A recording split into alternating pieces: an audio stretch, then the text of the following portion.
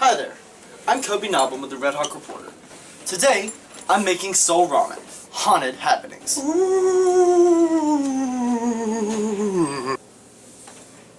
I'm going to go around the Martin campus and I'm going to find some students that have witnessed some haunted occurrences, or ghosts, or other paranormal activities.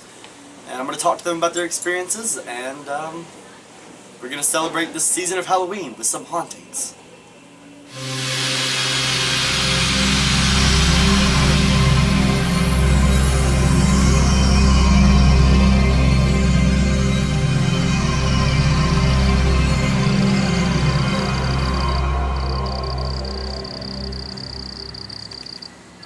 Whenever I was at my aunt's house for Christmas, my mom wanted to take a picture of me just alone at the house, and then a picture of me with my nanny. She took a picture of me and my nanny, and right in the middle of us was a white orb, and there were no lights reflecting off of us or anything. Okay, I went ghost hunting at an old hospital, and it's abandoned. Shut up. It's abandoned in my town. I live in Fayetteville, Tennessee, and I went ghost hunting, and we went to the emergency room, like where the emergency room used to be, and there was a little girl that had died there, and I was like talking to her, and all of a sudden my hand just like came down, and it felt like someone was just like grasping my hand, like just holding with a death grip on my hand, and I'm convinced that it was this little girl that died there. And then we went up to the psychiatric ward, and we were talking, and we heard a lot of banging and stuff, so we left, because if you hear loud noises, you're supposed to leave. And we went back and listened to the tape, and you could clearly like hear somebody whispering in the background, like, "Give me the girl, give me the girl." And I was the only girl there, so it was really freaky. Me and a group of friends one night, we decided to go to the haunted church out in Cullioca-Lewisburg area, off in the middle of nowhere. And the story is that there's normally a podium with a Bible that you can't take, but when we went, the podium and the Bible were both gone. There was nothing there. And we were shining the flashlight around, and then all of a sudden this owl just flew up out of the corner, out of nowhere, and was flying around, hitting the walls, sliding down. It was creepy, honestly. It was like the owl was possessed or something. But yeah, after that we left. We were kind of freaked out. The haunted experience I had happened at my house here at Martin, where I stay on the weekends. I was in the shower, my roommate was gone, I was down here alone, and the lights turned off. And I thought that was kind of weird, so I got out of the shower to cut back on the lights, and when I got out of the shower I noticed that I could hear someone humming in the living room. Just, and it really creeped me out, and I didn't really know what to do, but I, for some reason, decided I was going to see what was going on, so I opened the door, and as soon as I opened the door, it stopped, and there was nothing. I didn't hear anything. I searched every room, and there was nothing. One time when I was 10, I was laying in my room. I only have 3 bedrooms, so my sister had one, and me and my mom had to share one. And one night she was sleeping, and I was trying to go to sleep, so I was just looking at the ceiling. And the next thing I know, like, I could see me. Like, I was looking down at myself, and there was just red, like, all over me, and I could have swore that I saw eyes.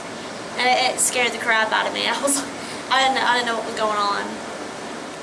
When I was 3 or 4, I think I was 4, I was at my grandmother's house, and all the adults were downstairs, and there was a person, an older person in a military uniform that came, and I talked to him for a while, and then when I went downstairs I asked my grandmother who it was, and she told me to describe him, and I did, and she said that it was my great-grandfather, and he had died several years before. I was at a friend's. I was probably 13, 14 years old, and she had talked about her house being haunted, but I had not seen anything in the few times I'd been over there.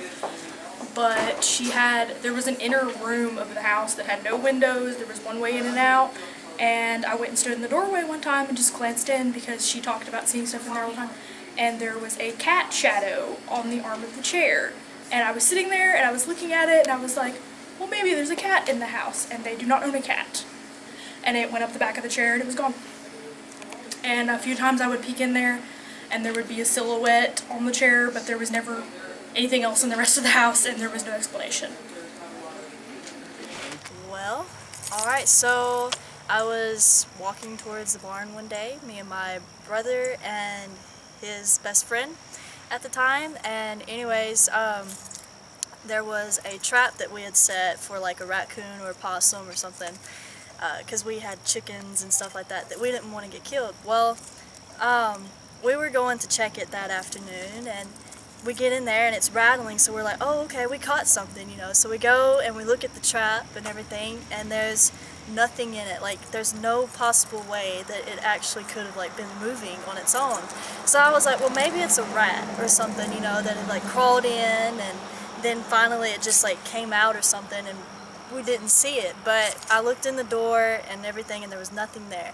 Well, for some reason I decided that it would be pretty cool to go climb up the ladder that's in the back of the barn and look at like the top area and see if it was like a raccoon or something like up there that had made some noise or something. But how would that exactly move the trap downstairs? I don't know. Well, I looked and everything, and there was nothing there. But then to like the very far the opposite end of the barn, there was a figure, and needless to say, that was the last time I was in that barn alone, because my brother and his friend had actually like run out the barn when I had started climbing the ladder because they thought it was creepy. So immediately after I had gone out of the barn, I literally felt like it was really cold, and once I got out of the barn, it was pretty much like a midsummer's night, so it was pretty crazy.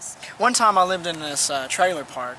It's called Park Plus. It's in Columbia, and my dad used to bring groceries to this older woman because she didn't like to leave the house and stuff, and this was when I was like 5 or so.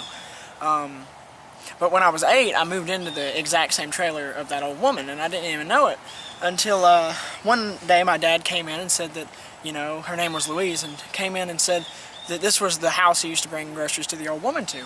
Well, it turns out she had passed away in the house a couple years before we had moved there.